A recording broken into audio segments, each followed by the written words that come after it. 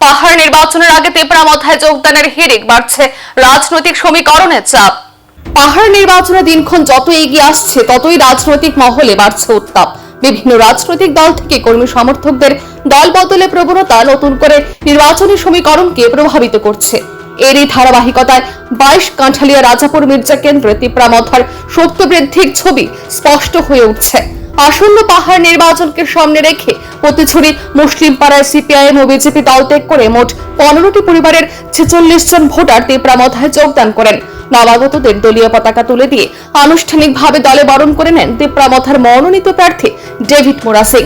এই যোগদান কর্মসূচিতে উপস্থিত ছিলেন কেন্দ্রীয় কমিটির জেনারেল সেক্রেটারি সেন্টু মিয়া, কেন্দ্রীয় কমিটির সদস্য প্রতাপ রিয়াং, তেপড়ামাথার যুব সংগঠনের ব্লক সভাপতি বনমালী দেববর্মা, সংখ্যালঘু সংগঠনের কেন্দ্রীয় কমিটির সদস্য সেলিম মিয়া এবং মিলন ত্রিপুরা সহ অন্যান্য নেতৃত্ব।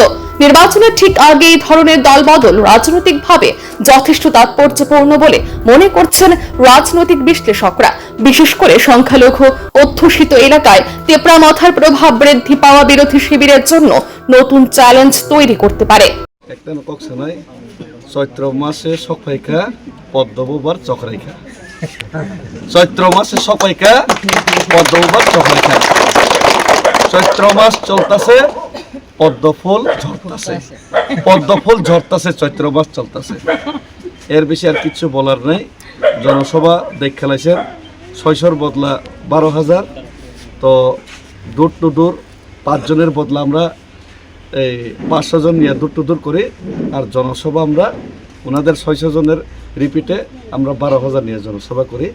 তো এছাড়া কিছু বলার নেই, কারণ গ্যাসের সিলিন্ডারের দাম 1200 টাকা হয়ে গেল, 300 টাকা করার কথা ছিল আজকে দিনে। পেট্রোল ডিজেলের দাম 10 টাকা 20 টাকা হওয়ার কথা ছিল আজকে দিনে। এখন বিরাট কোহলির থেকে স্পিডে সেঞ্চুরি মারছে।